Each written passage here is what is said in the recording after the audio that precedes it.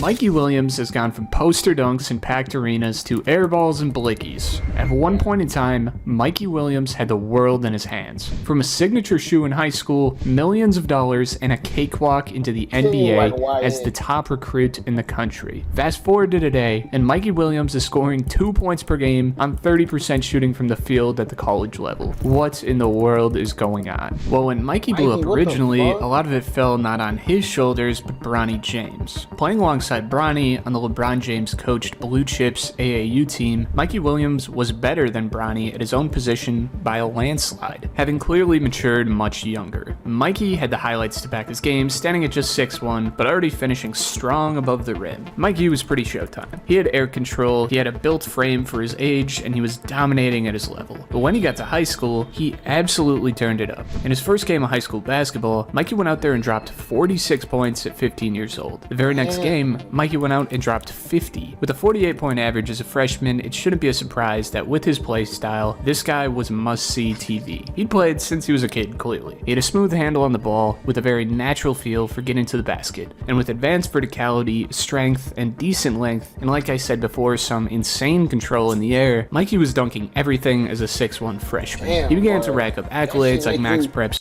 That shit make you go get a basketball. I just want to go try that shit. You feel me? I just want to go dunk a ball just because.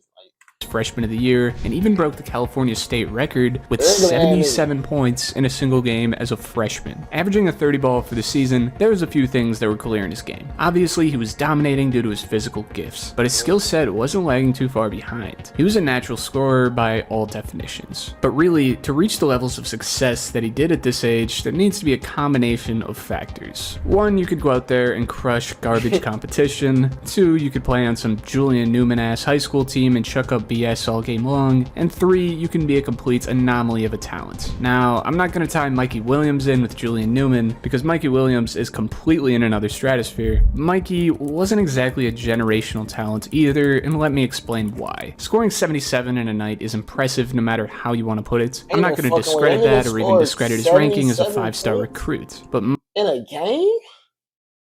At 18, 19? What the fuck? Damn. Mikey's team wasn't exactly incredible, nor was their competition, and this allowed Mikey to take the shots to even get to that point. Mikey's game was extremely developed for his age. He was a shifty and crafty guard that could score very well inside with a serviceable jump shot. Still impressive, but a lot of developmental years away from the next step. Mikey at times was playing a lot of ugly basketball, which is a lot like Julius Randle on my Minnesota Timberwolves. But now that he's on the bench, I've been looking to find some deals to get down to the Target Center and see the Ant-Man go crazy.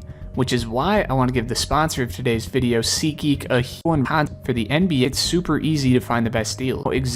And every ticket is backed by their buyer guarantee 10 for 10% off any tickets at SeatGeek. Just click the link in the description. Huge thanks to SeatGeek for Mikey bounced to play alongside better competition at Lake Norman Christian alongside other Division I talent. As you can expect, Williams saw a statistical decline from nearly 30 points per game down to 21, as with more talent around him, he was playing closer to what you'd expect a 5-star system to look like. But even at that, there's nothing usual about Mikey Williams. His fame was absolutely skyrocketing, reaching a combined 5 million followers across TikTok and Instagram. Every time Williams played at a tournament or showcase, there were insane crowds. Grown adults screaming for pictures and autographs, said former coach Patrick McCarthy. McCarthy remembers Williams.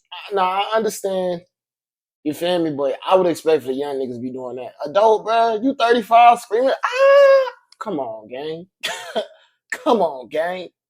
Ain't no way. Trying to accommodate his fans whenever possible, but sometimes the crowds were too big and he had to sneak out the back door. We had to get him different protocols so he could even make it to the car, said McCarthy. Mikey was close to a mainstream celebrity. He was getting security protection to play high school basketball games, hanging out with Drake and NBA YoungBoy, all while being one of the originators to take NIL money to its absolute limit, presumably cashing out to the tune of millions of dollars. Mikey elevated his play to 23 points per game in the following season as a junior, and according to his trainer, there wasn't a day that he didn't see Williams working out, and it was 2 to 3 times a day. Then sprints, really this guy was at the top of the world. Puma had just signed this fucking high schooler, making him the first kid to sign with a global sports brand in high school, while he was talking about being worth $1 billion before 25 years old. Everything seemed to be going according to the plan that seemed so simple, yet the true treasure at the end of the treasure map was slowly drifting further out of sight. Mikey's ranking in high school had fallen significantly, from a 5 to a 4-star recruit, now outside of the top 30 in his class. And although in a way these are meaningless numbers, the scout speculation on his game had shifted to a completely different tone. After physically maturing young, Mikey really doesn't look too different from his high school freshman days other than a few arm sleeves. And with somewhat of a plateau and some of his pain points, namely his facilitating and jump shot, Mikey wasn't exactly the dominating force that he once appeared to be. To stand out at 6'1", you generally need to have arms down to the floor, or a skill set that really blows the competition out of the water. It was clear from the get-go that Mikey's standout skill was going to be his athleticism, but really, it wasn't to the point where he was generating easy buckets at will, nor was he using it to help him as a defender. In fact, Mikey's defensive game was complete dog water. Upon returning to San Diego for his senior season to the same team he started his high school career at, Williams had a bit of a disappointing season at 23 points per game. Really, I don't think this was the worst season in the world, given that he was throwing out 9 assists a night, and at least trying to improve in an area that was shaky for him, but on the defensive side of the ball, you really did not see that same effort. Local team Carlsbad High School had reportedly studied some film prior to their matchup, where the whole team would laugh at the lack of defensive effort coming from Mikey, and upon matching up with him, Carlsbad was able to generate plenty of offense by targeting Williams specifically, where he was easy to catch flat-footed. The Carlsbad head coach summed it up perfectly, saying it felt like he was kind of just going through the motions. It felt like he was into his persona more than he was into the actual season. From 5 to 4-star, and from the best 14-year-old in the country to the 30th ranked player.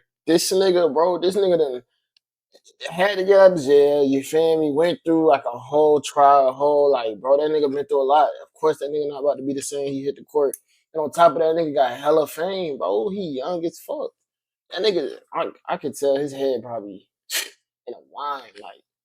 In his class, Mikey had taken a severe hit in terms of his recruiting perception. Did it matter for say? No. He could still play for any school in the country, but it's notable the way that he matched up with his competition was nowhere near it once was. The lack of effort defensively was a terrible look, that's for sure. And to crack an NBA roster someday, which I'd assume is and always has been the goal, that's not exactly an option. It's unfortunate that Mikey didn't really grow at all. He peaked early and stayed around the same size. To say that he didn't work hard or something like that is probably incorrect. I'm sure that at the end of the day, this kid still loves basketball a lot, even if not as pure of a love as it was before the money and fame. But after the money and after the fame, it became apparent that he felt more comfortable slacking a bit. I mean, I can't blame him. If I'm 17 with more money than any of the parents in the stands, that's an experience that really nobody has ever experienced. And coming from living in a small apartment to assumably living where he pleased is going to do a ton to a kid who didn't have a chance to grow up. Despite the statistical regression, Mikey still had the ball in his court in terms of college selections. He had offers from schools like Arizona, but likely to have a chance to play under Coach Penny Hardaway, Mikey took his talents to Memphis. Up to this point, it was really up to him to turn around the trajectory of his career while he was still alive. But at this point is where Mikey made the decision that buried his future severely. Mikey found himself in serious legal trouble, facing 9 felony gun charges after allegedly firing shots at trespassers on his property. According to the county sheriff's department, the incident unfolded after guests at his house were asked to leave, sparking a heated argument. Enraged by their unexpected presence, Mikey allegedly threatened to shoot them. As they drove away, he reportedly fired a handgun at their vehicle, shattering the rear windshield and damaging the trunk. Though no one was injured, 5 people, 3 of them minors, were inside when the shots rang out. The fallout was massive. Mikey was arrested on April 13th, 2023, and pleaded not guilty to all charges, which carried a potential 30-year prison sentence. While his University of Memphis teammates took the court for their season opener, Mikey remained in California awaiting a jury trial set for mid-December. I mean, this guy's looking at fucking prison time, while his basketball career is in a way free-falling. From the heights he was at, this is one of the most catastrophic falls I've ever seen. But luckily for Mike, he really lucky they still was giving him a chance, because I heard that the college,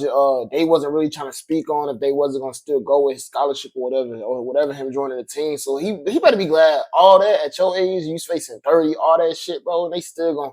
Because niggas now in the NBA, it only take one time, nigga. It only Mikey, take the one time. charges would be dropped with community service, and Williams would be cleared to play once again. Now, Mikey, although cleared, wasn't exactly given the okay to get back out on the courts, as given his position as a player skill-wise, mixed with his character questioning legal issues, Mikey was left on the bench for the remainder of the season, and for that reason would take his talents down the ladder of programs to UCF. Central Florida isn't exactly pumping out NBA talent like Memphis is, it just isn't that caliber of school. Williams clearly realized that benchwarming a school like Memphis wasn't going to give him the chance to revive his career like putting up bigger numbers at a smaller school would. So now, as a 20-year-old college freshman, Williams is in the position to revive his career. And let's just say this isn't exactly the case. At 3 points per game on 32% shooting at the moment, Mikey doesn't look able to survive at the collegiate level, and it's clear to see why. When on the playing field where his physical gifts aren't head and shoulders above his competition, Mikey doesn't have the skill set to compete. He didn't improve or diversify his game the way that he should, and now when matching up with guards who can do the same thing as him physically, it really exposes that when he isn't blowing by you, he's an inefficient score-first player who doesn't shoot the ball as well as other D1 points, and has never proven to be bought in as a defensive talent despite having the tools to do so. The skill issues mixed with the character questions created a story that sure as hell writes its own ending, and it's not going to be in the NBA, unless something really changes here. Could you say that Mikey killed his own career? I mean, there's truth to it. Obviously, firing a handgun at a car full of minors is a mistake that makes you easier to comb through when it comes to picking guys at the next level, but given his lack of growth as a player, it could be safe to assume with all the money in the world in a young kid's pocket, Mikey felt fine hitting the cruise control button. With the world of opportunity, it gets easier to settle with more than the average person could dream of. And in the case of Mikey Williams, that might be the final page of his book.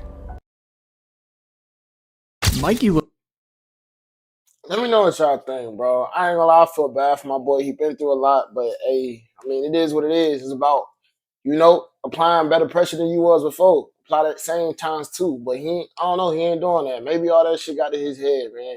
Pray for him. I hope he do well. I hope he can get through this bind. You feel me?